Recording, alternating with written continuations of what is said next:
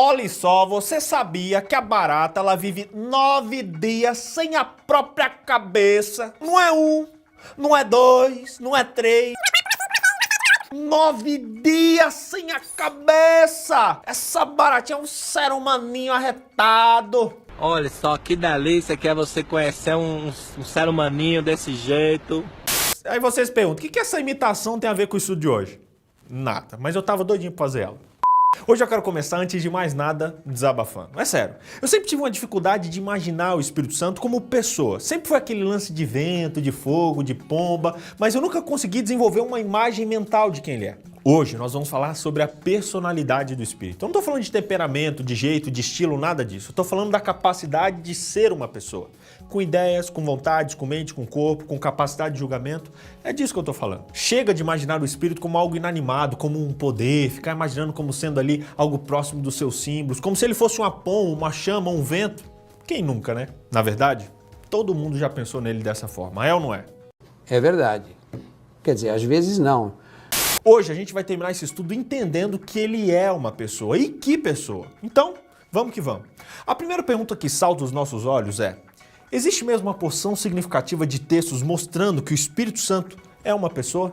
Na Bíblia, a maioria dos textos significativos estão em um dos meus livros prediletos, que é o livro de João. João deixa bem evidente a personalidade do Espírito. Inclusive, João é o livro que melhor faz isso. Lá em João, capítulo 16, verso 13 e 14, capítulo 15, verso 26 e 27, 14, verso 17 e 26, eles nos mostram que o Espírito guia, o Espírito fala, o Espírito ouve, ele anuncia, ele glorifica, mas ele também testemunha e também habita conosco. Ele está entre nós, ele nos convence, ele nos ensina, ele nos faz lembrar, fazendo tudo isso. Como vocês podem ver, o Espírito é tratado e apresentado de uma forma bem, digamos, humana, pessoal. Suas ações são ações pessoais. Jesus diz no texto que nos enviaria outro Consolador. Só que ele não diz que esse outro era alguém diferente. Outro pode simplesmente significar mais um, num sentido quantitativo e não qualitativo. Tô cheio de conceitos aqui hoje, né? Logo, Jesus anunciou um sucessor terrestre, que era que nem ele, era Deus e por isso foi dotado de personalidades. São vários textos que nos mostram que Deus Espírito é pessoal. Tem, por exemplo, um texto que nos mostra como ele nos guia. Tem outro texto que mostra que ele é um intercessor. Outro fala que ele é amoroso. Outro que ele é sabedor de todas as coisas. Que ele é alguém que fala, que ele é alguém que se entristece, que ele tem vontade própria, que ele tem sentimentos. Alguém provavelmente até mesmo traível. Gente, ele é uma pessoa. Ele entende as coisas, ele sente as coisas, ele tem vontades. Como poderia ser entristecido, traído, enganado se não fosse uma pessoa? Até aí tudo bem, nada além das nossas possibilidades de entender isso. Agora, e quem de nós consegue imaginá-lo como tal? Como uma pessoa, sabe? Com aparência tangível. A Bíblia descreve de maneira palpável Deus Pai, Deus Filho. Mas e Deus Espírito Santo? Ele não é descrito assim. Mas isso também não quer dizer que ele não seja pessoal, que não seja palpável, que não seja físico. Na verdade, algumas declarações bíblicas, elas mostram que ele é um ser muito além de uma mera força despersonalizada. Vamos fazer um exercício? Lê Romanos 15, verso 13, lá diz assim: ora, o Deus de esperança vos encha de todo gozo e paz na vossa fé, para que abundeis na esperança pelo poder do Espírito Santo. Agora pensa comigo, troca aí o nome Espírito Santo por poder. É isso aí. Soa bem? Fica algo como pelo poder do poder. Não faz sentido algum. O mesmo pode ser feito lá em 1 Coríntios 2, verso 4, que termina com a seguinte expressão: mas em demonstração do Espírito do poder. Trocando fica mais em demonstração do poder do poder. De novo, gente, fica nada a ver. Quer mais um exemplo? Veja a declaração dos apóstolos quando eles dizem que pareceu bem ao Espírito Santo. Também fica sem sentido se a gente colocar ali o Espírito como poder. O próprio batismo, que é feito em nome da Trindade, Deus Pai, Deus Filho, Deus Espírito, seria um absurdo se a gente trocasse o Espírito simplesmente por um poder. E, hipoteticamente, gente, para que orar em nome dos três, sendo que um deles não é um ser? E por isso mesmo, o seu nome não vale nada. Deu para sacar? Não faz sentido.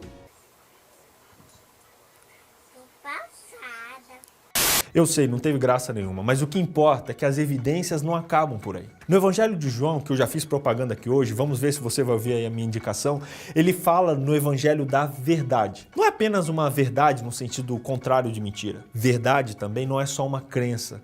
Verdade não é só um conceito abstrato, teórico, aquele lance meio grego, sabe, meio pensador, mundo das ideias cheio de nada. Não.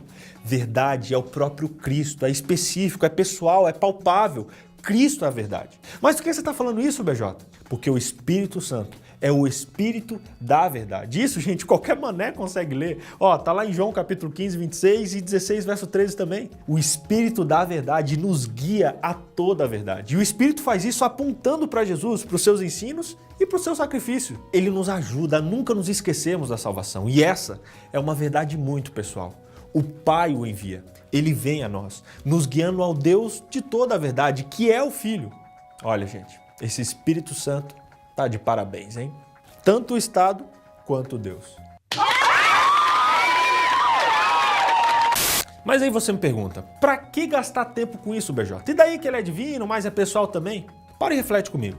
Se a gente pensa no Espírito como um poder divino, misterioso, a gente pode ficar naquela vibe meditativa, pensando nas coisas assim e tal. Como eu posso ter mais desse poder? Como faço para ter mais do Espírito Santo? Mas se a gente entende ele como uma pessoa divina, aí a pergunta muda totalmente. Aí a gente pergunta, como o Espírito pode ter mais de mim? Sacou a sutileza? O que você prefere, ter o Espírito Santo ou que ele tenha você?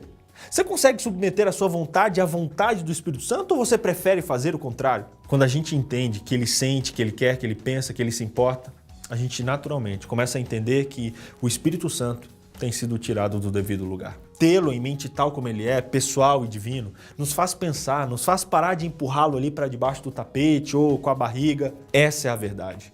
Hoje o Espírito Santo ele quer conversar com você, ele quer habitar em você, ele quer guiar você, ensinar a você muitas coisas que hoje são apenas um mistério. E você? O que diz a ele? Eita, Giovana! Eita mesmo, gente. Mas é isso, gente. Fim, ponto. Nem doeu, né? O vídeo de hoje acho que foi um pouquinho mais curtinho aí, mas você tem aquela dica, lembra?